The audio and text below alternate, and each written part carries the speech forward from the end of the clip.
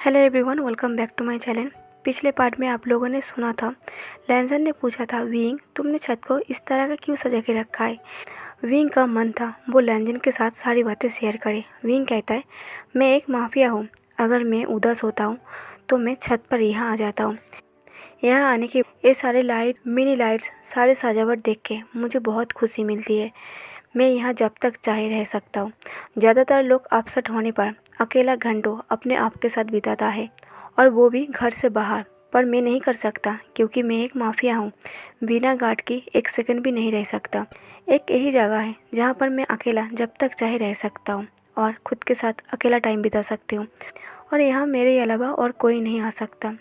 लैंजन कहते हैं, पर तुम मुझे यहाँ ले आए। विंग लैंजन की बातें सुन के साइलेंस रहता है। लैंजन कहते हैं, बोलो विंग, तुम मुझे यहाँ क्यों ले आए। विंग लैंजन के एक कदम पास आता है और लैंजन की आंखों में देखते हुए कहता है, क्योंकि तुम सारे लोगों से अलग हो।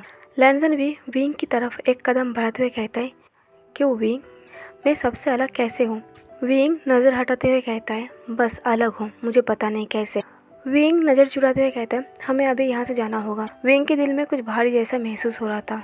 उसके दिल में एक पेन हो रहा था। उस रात लैंजन सो नहीं पाता, ये सोच के आखिर विंग की पास्ट लाइफ में क्या हुआ था। सोच सोच के लैंजन परेशान हो रहा था। बाद में सोचता है, मैं इतना क्यों इंटरेस्ट ले रहा हूँ। फिर अपने आप को समझाते हुए कहता है, क्योंकि मैं एक पुलिस वाला हूँ, मेरे लिए ये जानना ज़रूरी है। सुबह उठ के विंग सबके साथ मिलके एक बिजनेस डील पर जाता है। इधर लैंजन ईवन के इंतज़ार में था। उसे विंग की पास्ट लाइफ में बारे में जानना था। लंच टाइम था। ईवन लैंजन के पास आता है और दोनों मिलकर लंच करता है। आज लैंजन साइलेंस था। लैंजन को साइलेंस देख के ईवन कहता है, क्या आपको कुछ पूछना है। आपको देख के लगता है आप मुझे कुछ पूछना चाहते हैं। लैंजन कहता है, क्या तुम बता सकते हो विंग की माफिया बनने का कारण क्या है। मुझे लगता है उसकी माफिया बनने के पीछे कोई बड़ा वजह होगा। ईवन कहता है, आपको क्यों जानना है। लैंजन कहता है, मुझे लगा कोई बड़ी वजह है तो इसलिए पूछ रहा हूँ। ईवन कहता है, हाँ वजह तो है। मेरे अंकल पहले ऐसा नहीं था, वो एक नॉर्मल लड़का था, और एक टाइम था जब मैं अपने अंकल से हेट करता था। मुझे उनकी माफिया बनने से गुस्सा आता था। मुझे एक माफिया के साथ नहीं रहना था। मुझे ये जानना था आखिर मैं कौन हूँ, मेरा माँ बाप कहाँ है, और मैं उनके साथ क्यों रहता हूँ, और मेरा उनके साथ ऐसा क्या रिश्ता है। जब मैं ये सब सारे सवाल अंकल से पूछ रहा था, अंकल बहुत ज़्यादा सैड था। उनकी आंखों में आंसू था। वो घर से कहीं दूर चला गया था। तब बैनी अंकल ने गुस्से में आके मुझे एक थप्पड़ मारा था। आज तक मुझे किसी ने थप्पड़ नहीं मारा, बस बैनी अंकल को छोड़ के, क्योंकि वो लास्ट टाइम था और फर्स्ट टाइम था जब उन्होंने मुझे थप्पड़ मारा था। मेरे अंकल कभी भी मेरे साथ ये सारी बातें शेयर नहीं की। बैनिंग अंकल ने बताया, मेरी मॉम जब 16-17 साल की थी तब मेरे अंकल मिला था एक खाली सड़क पर। वो अनाथ था, किसी ने उसे खाली सड़कों पर छोड़ के चला गया था और मेरी मॉम को मिला था। मेरी मॉम जब अंकल को सड़क पर पड़ा हुआ मिला था, वो अपनी गोद में उठा लिया था। मेरी मॉम के इस दुनिया में कोई नहीं था, बस ग्रैंड मदर था। मेरी मॉम मेरे अंकल को एक बच्चे की तरह पाल रहा था। 5 साल हो गया था उस बात को। 5 साल बाद अचानक मेरी मॉम की ग्रैंडमदर की डेथ हो गई। मेरी मॉम ने बहुत मुश्किल से अपने आप को, इस घर को और मेरे अंकल को संभाला था। और उसके 1-2 साल के बाद मेरी मॉम को किसी से प्यार हुआ, मेरे डैड से। एक दिन वो दोनों ने शादी कर ली। मेरे अंकल मेरे मॉम डैड के साथ ही रहता था, और 1-2 साल के बाद मेरा जन्म हुआ। मेरे मॉम डैड, मैं और मेरे अंकल एक हैप्पी लाइफ जी रहा था। तब मेरा अंकल 10 साल का था। अचानक मेरी मॉम को पता चला मेरे डैड ने मेरे मॉम की ज़मीन जायदाद के लिए प्यार किया है। वो प्यार नहीं था, एक धोखा था। बस मेरी मॉम की प्रॉपर्टी की लालच में आके शादी की है, और मेरे डैड की किसी और लड़की के साथ अफेयर है। जब मेरी मॉम को ये बात पता चला, मेरी मॉम ने डिसाइड किया उसे डिवोर्स लेना है और मेरे डैड से अलग होना है। पर मेरे डैड को अलग नहीं होना था, क्योंकि मेरी माँ के अलग होने से सारी प्रॉपर्टी मेरे डैड के हाथ से निकल जाता। तो मेरे डैड ने अपनी गर्लफ्रेंड के साथ मिलके एक माफिया के साथ डील किया और मेरी मॉम की मर्डर करवा दी।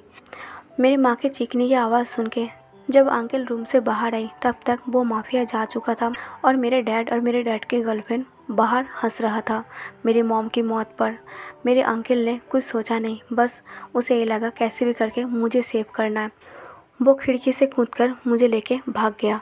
मेरे अंकल 2-3 दिन तक मुझे सड़कों पे लेकर घूम रहा था और भीख मांग रहा था खाने के लिए। फिर भी लोग इतना बेरहम हैं, उसे खाने के लिए भी कुछ मिल नहीं रहा था। कैसे भी करके 2-3 दिन ऐसे ही गुजर जाता है। फिर मेरे अंकल ने बेंडिंग अंकल को देखा, जो लोगों के पास जा तो रहा था, किसी से कुछ कह नहीं रहा था, पर फिर भी लोग उसे भर भर के पैसा दे रहा था। मेरे अंकल को कुछ समझ में नहीं आया, ऐसा क्यों है? वो लोगों से मांग रही है, फिर भी लोग उसे पैसा नहीं दे रही है, पर बेंडिंग अंकल लोगों के पास जाके खड़ा हो रही है और उसे लोग अपने आप ही पैसा दे रही है। तो मेरे अंकल ने बेंडिंग अंकल का पीछा किया और एक खाली सड़क पर उसे पकड़ा और पूछा, ऐसा क्यों है? मैं लोगों से भीख मांग रहा हूँ खाने के लिए, फिर भी लोग मुझे पैसे नहीं दे रही है, खाने के लिए नहीं दे रही है, और तुम लोगों से कुछ कह नहीं रही हो, फिर भी लोग तुम्हें पैसा दे रही है। बेंडिंग कहता है, क्योंकि मैं एक माफिया के लिए काम करता हूँ, मैं भीख नहीं मांग रही हूँ। ये दुनिया डर से चलता है, लोग डर के मारे पैसा दे रही है। बेंडिंग अंकल ने विंग अंकल को कुछ पैसा दिया। ये दुनिया बहुत बुरा है, तुम इन लोगों से जितना दूर रहोगे तुम लोगों के लिए इतना अच्छा है। विंग कहता है, क्या मैं ये काम कर सकता हूँ तुम्हारे साथ मिलके? बेंडिंग विंग को और युवान को देखता है जो विंग की गोद में था। बेंडिंग कहता है, इस बच्चे को लेके तुम ये काम नहीं कर सकते हो, इस बच्चे के लिए सेफ नहीं है। अगर तुम्हें काम करना है तो इस बच्चे को कहीं पर छोड़ना होगा। बेंडिंग अंकल के जाने के बाद मेरे अंकल ने बहुत टाइम तक सोचा वो ऐसा क्या करे जिससे वो मुझे अच्छे से पाल सके। फिर मेरे अंकल ने डिसाइड किया कुछ दिनों के लिए मुझे अनाथालय में छोड़ देगी और बाद में फिर वापस कर लेगी। अगले दिन सुबह मेरे अंकल ने मुझे किसी अनाथालय में डाल दिया और उन लोगों से एक कहा, मैं कुछ दिनों बाद इस बच्चे को लेकर जाऊंगी, मैं हमेशा के लिए नहीं छोड़ रही हूँ, मैं वापस आऊँगी और इसे ले जाऊँगी, तब तक आप लोग इसे संभाल के रखना, मैं कभी कभी आऊँगी इसे विज़िट करने के लिए। मुझे अनाथ आश्रम में छोड़ने के बाद मेरे अंकल ने माफिया के साथ काम करना स्टार्ट कर दिया। कुछ ही दिनों में मेरे अंकल सबसे पैसा मांगना छोड़ दिया। वो बड़े बड़े काम करते थे और मेरे अंकल से काम से वो माफिया बहुत खुश था। मेरे अंकल कभी कभी मुझसे मिलने आता था और अनाथ आश्रम में पैसे दे के जाता था अनाथ बच्चों के लिए, पर मेरे अंकल मुझे साथ नहीं रख सकते थे, इसलिए वो माफिया के साथ रहते थे और मैं अनाथ आश्रम में रहता था। जिस साल मेरे अंकल की कॉलेज ख़त्म होने वाली थी, एक दिन छत को मेरे अंकल सैड होके मेरी मॉम की तस्वीर देख रही थी, क्योंकि मेरी मॉम को इच्छा थी अंकल को पुलिस बनाना और मेरे अंकल चाहता था वो मेरी मॉम की सपना पूरा करेगी। और वो मेरी माँ की फ़ोटो लेके छत पर मेरी माँ की फ़ोटो देख रही थी। तभी जिस माफिया के लिए वो काम करता था, वो माफिया पीछे से मेरी मॉम की फ़ोटो देख लेता है और कहता है, तुम इस लेडी को कैसे जानते हो? विंग कहता है, ये लेडी मेरी सब कुछ है, मेरा ज़िंदगी है। इस लेडी ने मुझे रास्ते से उठा के मुझे पाला पोसा बड़ा किया। तब उस माफिया के हाथ में एक अल्कोहल का गिलास था जो अचानक हाथ से गिर जाता है। ये देख के मेरे विंग अंकल शॉक्ड हो जाता है और कहता है, आपको क्या हुआ बॉस, आप इतना शॉक्ड क्यों हैं? वो माफिया कहता है, विंग तुम मेरे बेटे हो। ये बात सुन के विंग एकदम से शॉक में आ जाता है और कहते हैं, आप ये क्या कह रही हो? वो माफिया कहता है, हाँ तुम मेरे बेटे हो। विंग कहता है, ये झूठ है, मेरी मॉम डैड के बारे में आज तक किसी को नहीं पता, मुझे नहीं पता, यहाँ तक कि मेरी आंटी को भी नहीं पता जिसने मुझे उस सड़क से उठा के मुझे बड़ा किया, उसे भी नहीं पता मेरा मॉम डैड कौन है। वो माफिया कहता है, पर मुझे तो पता है ना। वो माफिया कहता है, मुझे माफ़ कर दो, मुझे पता नहीं था तुम मेरा ही बेटा हो। विंग कहता है, मैं आपकी बात पर यकीन नहीं करता, मैं कैसे मान लूँ आप मेरे डैड हो? वो माफिया कहता है, मैं तुम्हारी मॉम के साथ ज़बरदस्ती किया था, मैंने तुम्हारी माँ की इज्जत लूट ली थी, क्योंकि मैं एक माफिया हूँ, मैं बुरा इंसान हूँ, और उसका नतीजा ये था तुमने जन्म ली। तुम जब अपनी माँ के पेट में थी वो मेरे पास आए थे शादी करने के लिए, पर मैंने उसे शादी करने के लिए मना कर दिया और वो यहाँ से चला गया, क्योंकि वो एक नॉर्मल लड़की थी। वो लड़की जाने के बाद मैंने उसे कभी दोबारा मुड़ के नहीं देखा और वो दोबारा मेरे पास कभी वापस नहीं आई। और तुम्हारे जन्म के बाद मैंने देखा वो लड़की जो तुम्हारी मॉम है तुम्हें गोद में लेके खाली सड़क से जा रही है। मैंने उसका पीछा किया, आखिर वो क्या करना चाहता है। मैंने देखा वो तुम्हें सड़क के फेंक में जा रही है। मैंने उसे पूछा कि तुम इस बच्चे को क्यों फेंक रही हो, अगर फेंकना ही था तो जन्म क्यों दिया।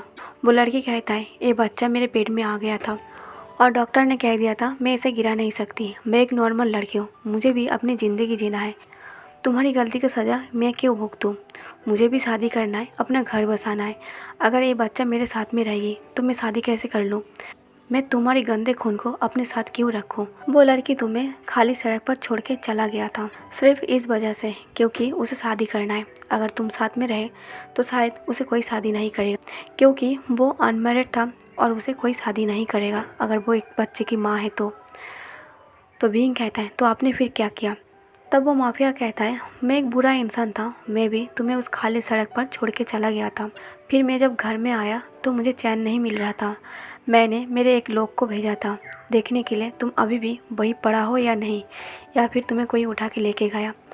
जब मेरे इंसान उस जगह पर गया था तब वो इस लेडी को देखा था तुम्हें गोद में उठाते हुए, और उसने एक फ़ोटो खींच लिया था मुझे दिखाने के लिए कि तुम्हें एक लेडी उठाकर लेकर गया है सबूत के तौर पर। जब मैंने सुना एक लेडी तुम्हें उठाकर लेकर गया है तब मुझे थोड़ा चैन मिला, पर एक और गलती मुझसे हो गया था, मैंने गलती से इसी लेडी का मर्डर किया। विंग कहता है क्या आपने मेरे आंटी का मर्डर किया? वो माफिया कहता है हाँ, क्योंकि इसके हस्बैंड ने मुझसे डील की थी इसकी मर्डर करने के लिए और मुझे पता नहीं था वो लेडी यही है। उस रात घर में बहुत अंधेरा छाया हुआ था और मुझे ये डील पूरा करना था जो तुम्हें उठाकर लेकर गया था। मैंने उसका मुंह दबाकर पीछे खंजर भोंक दिया। जब मैंने उसका चेहरा देखा तब मैं शॉक में आ गई थी और मैं जल्दी से वहाँ से भाग गई। विंग को बहुत ज़्यादा गुस्सा आ रहा था। विंग के हाथ में जो फ़ोटो फ्रेम था वो हाथ से छूट जाता है और वो फ़ोटो फ्रेम की कांच टूट जाता है। वो माफिया कहता है विंग तुम मुझे माफ़ कर दो, मुझे पता नहीं था, उस वक्त मैंने गलती कर दिया था तुम्हारे मॉम के साथ ऐसा करके, और दूसरा गलती तब किया था जब इस लेडी का मर्डर किया था। क्या तुम मुझे माफ़ नहीं करोगी? विंग उस कांच को उठाता है और रोता रहता है। वो माफिया कहता है विंग तुम रो मत, अभी भी कुछ हुआ नहीं है, मैं अभी भी ज़िंदा हूँ, मेरा सारे जायदाद ज़मीन जितने भी प्रॉपर्टी है मैं सब तुम्हारे नाम करवा दूँगा, बस तुम मुझे अपना डैड मान लो। विंग उस कांच को हाथ में लेके उठता है और अपने डैड के गले मिलते हैं, पर उस माफिया को पता नहीं था विंग अब क्या करने वाला है। विंग अपने डैड को गले तो मिलते हैं पर वो बहुत ज़्यादा गुस्से में था, इतना गुस्से में था शायद उसके सामने जितने भी लोग थे वो सबके मर्डर कर देते। विंग अचानक उस कांच को उस माफिया की जॉ लाइन पर मारता है, जिसकी वजह से उस माफिया की वॉइस और सांसें दोनों ही अटक जाता है। विंग के पास एक बंदूक था। जब उस माफिया की वॉइस अटक गया था तब विंग की बंदूक में जितना गोली था वो अपने डैड के सीने पे मारता है और माफिया के जितने भी लोग थे वो सारे लोग वहाँ हाजिर हो जाता है। उस रात मेरे अंकल इतना गुस्से में था उसने मेरे डैड का भी मर्डर कर दिया और ख़ुद के डैड के भी मर्डर कर दिया। अगर उसे अपनी मॉम का पता चलता तो शायद वो अपनी मॉम को भी मर्डर कर देता, क्योंकि उन लोगों की वजह से वो आज माफिया बन गया।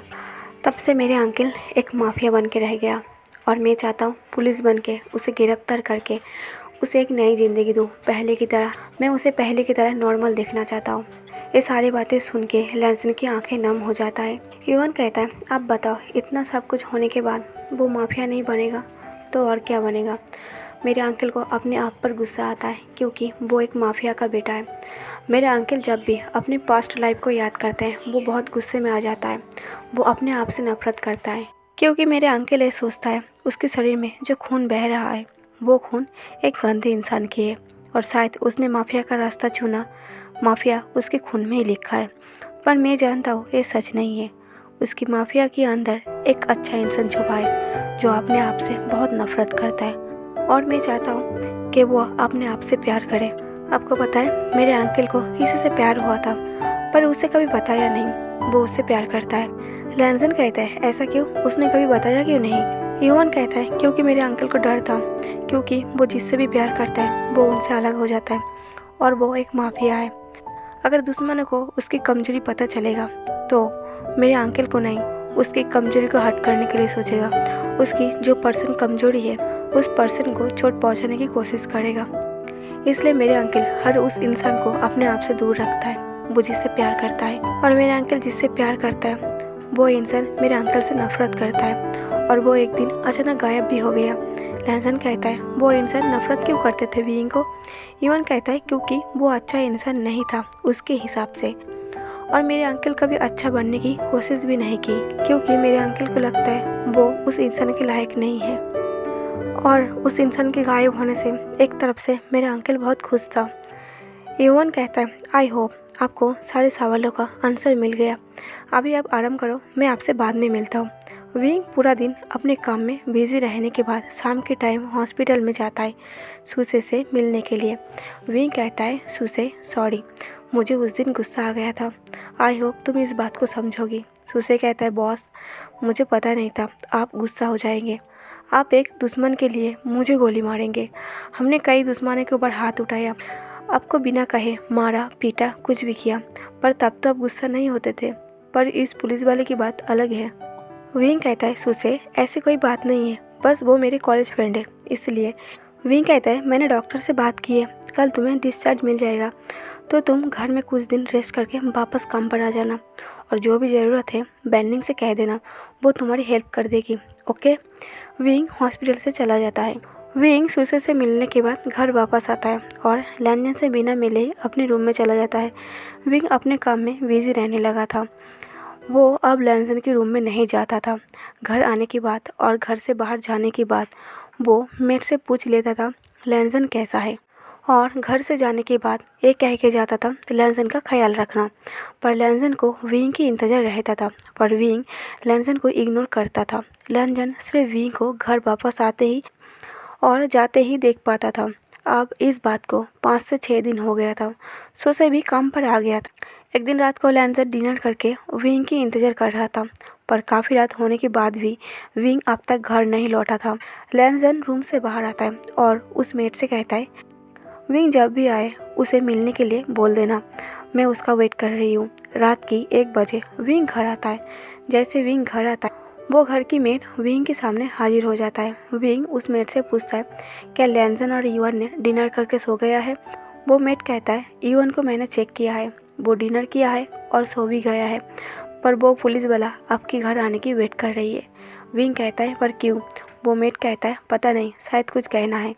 विंग कहता है, आप जाकर कह दे वो आज सो जाए, मैं बहुत थका हुआ हूँ, मैं सुबह उठ के बात करूँगी।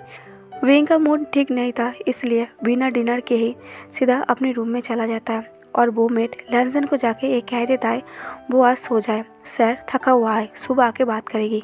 लैंजन कहता है, विंग कहाँ है। वो मेट कहता है, अपने रूम में, पर अब सर के रूम में नहीं जा सकते क्योंकि वो थका हुआ है और बिना परमिशन के उनके रूम में कोई जाए उसे पसंद नहीं है। जब तक वो ना चाहे आप नहीं जा सकते। लैंजन कुछ ना सुनते विंग के रूम की तरफ जाने लगता है। वो मेट बार बार लैंजन से मना करता है वो सर के रूम में ना जाए, पर लैंजन फिर भी किसी की नहीं सुनता। लैंजन सीधे विंग के रूम में चला जाता है और विंग के रूम के सामने जाकर दरवाज़ा खटखटाता है। तो गाइस, इस पार्ट को यहीं पर ख़त्म कर देती हूँ। आज का पार्ट कैसा लगा कमेंट करके ज़रूर बताना, लाइक और शेयर कर देना और मेरे चैनल को सब्सक्राइब कर देना। Thank you for watching.